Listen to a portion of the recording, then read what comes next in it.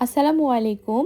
আজকে আমি বানাচ্ছি এমন একটি কেক যার রংটা যেমন সুন্দর তেমনি এর স্বাদটাও অনেক বেশি ইউনিক। আজকে আমি বানাচ্ছি পান্দান ফ্লেভারের কেক। যারা কখনো পান্দান ফ্লেভারের কেক বানাননি, আজকের ভিডিওটি প্রথম থেকে শেষ অবধি দেখতে থাকুন। ভিডিওটি দেখার পরে বাসায় একবার হলেও ট্রাই করবেন। মাশাআল্লাহ, আপনারা এই কেকের ফ্যান হয়ে যাবেন। আলহামদুলিল্লাহ, এই কেকটা খেতে ভীষণ মজাদার হয়ে থাকে।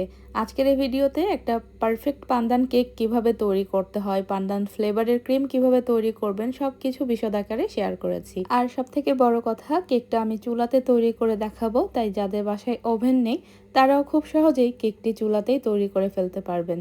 তাহলে চলুন কথা না বাড়িয়ে পুরো রেসিপিটি দেখে নেওয়া যাক। আজকের এই কেকটি 1 পাউন্ডের ভেতরে বানাবো, তার জন্য শুকনো উপকরণ প্রথমে মেপে চেলে নিচ্ছি। এখানে আমি হাফ কাপ নিয়েছি ময়দা, 1 টেবিল চামচ পরিমাণ দিয়ে দিলাম কর্নফ্লাওয়ার, আর দিয়ে দিচ্ছি হাফ চা চামচ পরিমাণ বেকিং পাউডার। ময়দাটা কিন্তু চেপে চেপে বা ঠেসে ঠেসে উঁচু করে নেওয়া যাবে না, একদমই হালকাভাবে সমান করে হাফ কাপ নিতে হবে, কারণ অতিরিক্ত শুকনো উপকরণ হয়ে গেলে কেক বেসটা পারফেক্ট হয় না, শক্ত হয়। 3টা শুকনো উপকরণ একসাথে চেলে নেওয়া হয়ে গেলে ভালোভাবে মিশিয়ে নিচ্ছি। মিশিয়ে নেওয়া হয়ে গেলে ঢেকে একপাশে রেখে দিচ্ছি। আর এদিকে রুমের স্বাভাবিক তাপমাত্রায় থাকা 2টো ডিম ভেঙে নিয়েছি। এখান থেকে খুবই সাবধানে ডিমের কুসুম দুটো আলাদা করে নেব। পান্দান কেকের যে বেসটা, এটা বেসিক্যালি স্পঞ্জ কেকের বেস হয়। কুসুমগুলো আলাদা করে নেওয়া হয়ে গেলে আমি এখন বিটারের 1 স্পিডে দিয়ে 5 থেকে 10 সেকেন্ড ডিমের সাদা অংশটাকে একটুখানি বিট করে নিচ্ছি ফেনা ফেনা হয়ে আসা পর্যন্ত। এরপর এখানে 1/3 কাপ পরিমাণ চিনি দিয়ে দিলাম। চিনিটা দিয়ে বিট করতে হবে যতক্ষণ না চিনিটা পুরোপুরি গলে যাচ্ছে আর ডিমের সাদা অংশ একদম পারফেক্ট ফোমে পরিণত হচ্ছে। যেহেতু এটা স্পঞ্জ বেস হবে, তাই এখানে ফোমটা অবশ্যই পারফেক্ট হতে হবে, অন্যথায় দেখা যাবে কেকটা ভালো হবে না। তো আমার এখানে ডিমের ফোমটা রেডি হয়ে গেছে। এখন আমি ফ্লেভারের জন্য দিয়ে দিচ্ছি পান্দান ইমালশন হাফ চা চামচ পরিমাণ। যেহেতু পান্দান ফ্লেভারের কেক হবে, তাই ইমালশনটা দিতে হবে। আর দিয়ে নিচ্ছি ডিমের কুসুম দুটো। ইমালশন এবং কুসুম দিয়ে খুব বেশিক্ষণ বিট করা যাবে না, 5 থেকে 10 সেকেন্ড মতো বিট করে নিয়ে বিটারটা অফ করে দিতে হবে। এরপরে যে আমরা শুকনো উপকরণটা মেপে রেখেছিলাম সেইটা একবারে দিয়েই খুবই সাবধানে আলতো হাতে ফোল্ডিং মেথডে মিশিয়ে নিতে হবে। এই পান্দান ফ্লেভার হলো দক্ষিণ পূর্ব এশিয়ার খুবই অন্যতম একটি জনপ্রিয় ফ্লেভার, যার স্বাদটা একেবারেই অন্যরকম। পান্দান ও নারিকেলের কম্বিনেশনে এই কেকের স্বাদটা হয় একেবারেই ভিন্ন রকম এবং অতুলনীয়। বিশেষ করে দক্ষিণ পূর্ব এশিয়ার দেশগুলোতে এত বেশি জনপ্রিয় শুধুমাত্র যে পান্দান ফ্লেভার দিয়ে কেক তৈরি হয় এমনটা না, বিভিন্ন ডেজার্ট বলেন, বিস্কুট বলেন, ব্রেড আইটেম বলেন, বিভিন্ন রকম মিষ্টি জাতীয় খাবার তৈরি হয়ে থাকে এই পান্দান ফ্লেভার দিয়ে। দক্ষিণ পূর্ব এশিয়ার মোটামুটি সবগুলো দেশেই খুবই জনপ্রিয় একটা ফ্লেভার বলা চলে। আর এই কেকটা খুব বেশি ভারী লাগে না খেতে, খুবই সফট এবং হালকা টাইপের একটা কেক হয়ে থাকে। এর ফ্লেভারটাও যেমন সফট, খুব বেশি কড়া না, কেকটাও সেরকম খুবই সফট হয়ে থাকে এবং মনোমুগ্ধকর একটা টেস্ট এক কথায়। তো অনেক কথাই বলে ফেললাম, বলতে বলতে এখানে আমি দেখুন যে ব্যাটারটাও মিশিয়ে নিয়েছি, একদম পারফেক্টলি মিশে গেছে সব কিছু। লাস্ট পর্যায়ে স্প্যাচুলা দিয়ে আমি চেক করে নিচ্ছি নিচে কোনো শুকনো উপকরণ দলা পাকিয়ে আছে কিনা। এখন আমি 6 ইঞ্চি একটা মোল্ডে সম্পূর্ণ ব্যাটারটুকু ঢেলে নিয়েছি। ব্যাটারটা ঢেলে নেওয়ার পর মোল্ডটাকে কয়েকবার ট্যাপ করে নিচ্ছি। এরপরে বেক করে নিব চুলাতেই। চুলায় যে পাতিলটাতে আমি কেকটা বেক করব, পাতিলটা আগে থেকেই আমি 5 মিনিট মতো মিডিয়াম জালে একটু হিট করে নিয়েছি, অর্থাৎ প্রিহিট করে নিয়েছি। পাতিলের মাঝে একটা স্ট্যান্ড বসিয়ে তারপরে আমি মোল্ড বসিয়ে দিলাম ঢাকনা দিয়ে ঢেকে। ঢাকনার যে ছিদ্রটা আছে সেটা বন্ধ করে দিচ্ছি। আর বেক করব 900, মানে চুলার তাপটা থাকবে 900তে দিয়ে বেক করব মোটামুটি 25 থেকে 30 মিনিট মতো। চুলার তারতম্য ভেদে এক একজনের চুলায় এক এক রকম তাপ বা সময় লাগতে পারে, তবে আমার চুলাতে 900তে দিয়ে আমি বেক করি। 900তে দিলে মিডিয়াম টু লো আঁচ হয় আর কি। মাশাআল্লাহ, দেখতেই পাচ্ছেন কেকটা কিন্তু সুন্দর মতো বেক হয়ে গেছে। তো আমি মাঝে একটা কাজ করেছিলাম, কেকটা হওয়ার পরে একটু উপর করে দিয়েছি। উপর করে দেওয়ার ফলে যে স্ট্যান্ডটা ছিল, স্ট্যান্ডের দাগ দেখতেই পাচ্ছেন কেকের ওপরে বসে গেছে আর সুন্দর একটা কালারও চলে এসেছে। তো কেকটা নামিয়ে আমি একদম প্রপার ঠান্ডা করে নিচ্ছি। আর অবশ্যই গরম থাকা অবস্থায় ঢেকে ঠান্ডা করে নিতে হবে। তো কেকটা ঢেকে রেখেছি ওইদিকে, আর এদিকে আমি পান্দান ফ্লেভারের ক্রিম তৈরি করে নেব। আর আমি সবসময় প্যাকেট খোলার পর এরকম কৌটাতে করে ক্রিম রেখে দেই। আর এখানে ট্রপিক্যাল ব্র্যান্ডের ক্রিমটা নিয়েছি, ফ্রিজ থেকে আধা ঘন্টা আগে বের করে রেখেছিলাম। তো তরল হয়ে যাওয়ার পরে আমি মোটামুটি 1 কাপ মতো ক্রিম ঢেলে নিচ্ছি। আর 1 চা চামচ দিয়ে দিলাম পান্দান ইমালশন। অবশ্যই পান্দান ইমালশনটা দিতে হবে, তা না হলে ফ্লেভারটা আসবে না। তো পান্দান ইমালশনটা আমি আগেই দিয়ে দিলাম, আপনারা চাইলে ক্রিম বিট করার পরেও দিয়ে নিতে পারেন। এখন বিট করতে হবে, beater speed medium to high স্পিডে রেখে আমি সবসময় বিট করি যতক্ষণ না ক্রিমটা প্রপার স্টিফ হয়ে যাচ্ছে। তো অনেকেই বলেন যে ক্রিম নরম হয়ে যায়, আসলে কিভাবে কি করেন আমি জানি না। আল্লাহর রহমতে আমরা যে সব ক্রিম কিনি কখনোই এরকম প্রবলেম ফেস করতে হয় না এত বেশি। তো অতিরিক্ত গরম থাকলে তখন একটু সমস্যা হয়, কিন্তু খুব একটা না। তো সবসময় একটা কথাই বলি যে স্টিলের একটু ডিপ সাইজের বাটিগুলো নেওয়ার চেষ্টা করবেন, একসাথে অনেকগুলো ক্রিম বিট করবেন না। এই যে আমি এখানে 1 কাপ ক্রিম বিট করছি আর একটু ডিপ সাইজের বাটি নিয়েছি স্টিলের।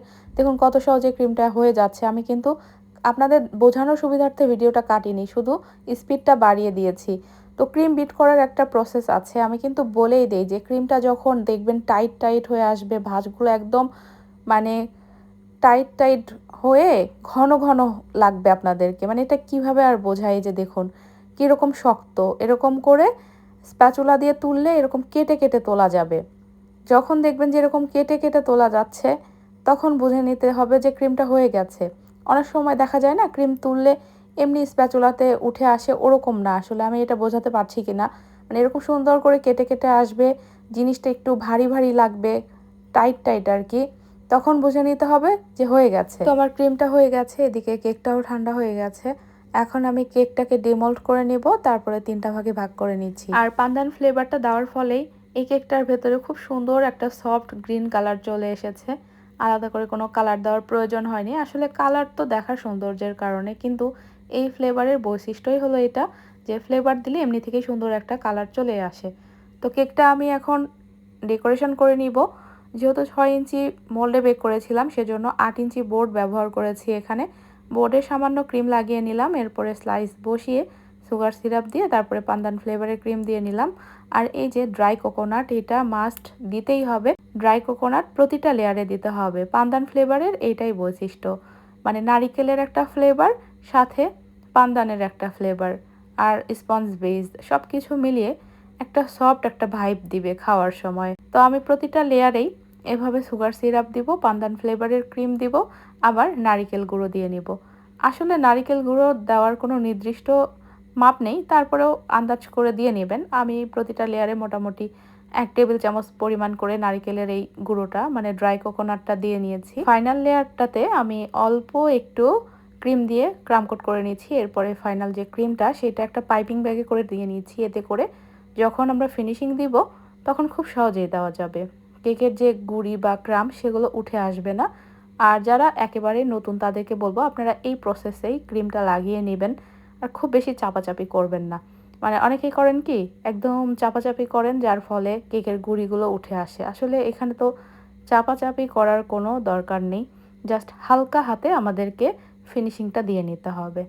তো আমি প্রথমে যে ব্রেড নাইফটা দেখছেন কেক কেটে নিলাম। সবসময় দেখা যায় এই চিকন ব্রেড নাইফটা দিয়ে কেক কাটি, আবার কেকের উপরে ফিনিশিংও দেই। আমার কাছে বেশ ভালো লাগে, মানে খুব সহজেই একটা ফিনিশিং আনা যায়। শেষ পর্যায়ে আমি এই যে আমার স্ক্র্যাপারটা আছে এটা দিয়ে আমি একদম ফাইনাল ফিনিশিংটা দিয়ে নেই। সাইডের ফিনিশিং হয়ে গেছে, উপরের ফিনিশিংটা ব্রেড নাইফের সমান অংশটা দিয়ে টেনে নিলাম। এখন ডিজাইন করে নিব। আর পান্দান কেকে আসলে খুব ভারী ডেকোরেশন ভালো লাগে না, এর একটা নিজস্বতা আছে। আবার বিভিন্ন কালার মেশালেও দেখতেও ভালো লাগে না। মানে পান্দান ফ্লেভারের একটা সফট ভাইব বা সফট লুক আনার জন্য এর যে নিজস্ব কালার এটা রাখাটাই আমার কাছে বেটার মনে হয়।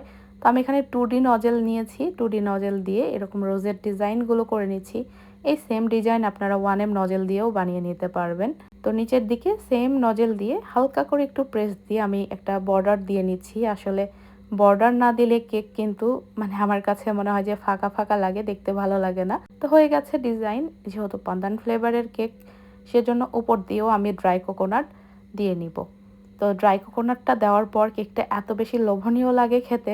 এই কেকটা ভালো মতো ফ্রিজিং করে তারপরে সার্ভ করবেন, আলহামদুলিল্লাহ খেতে বেশ ভালো লাগবে। আর আপনার অনেকে দাম জানতে চাইবেন যে আপু এই কেকটা আপনি কত টাকায় সেল করেন। তো পান্দান ফ্লেভারের কেক আমি 700 টাকা পাউন্ড হিসেবে সেল করে থাকি।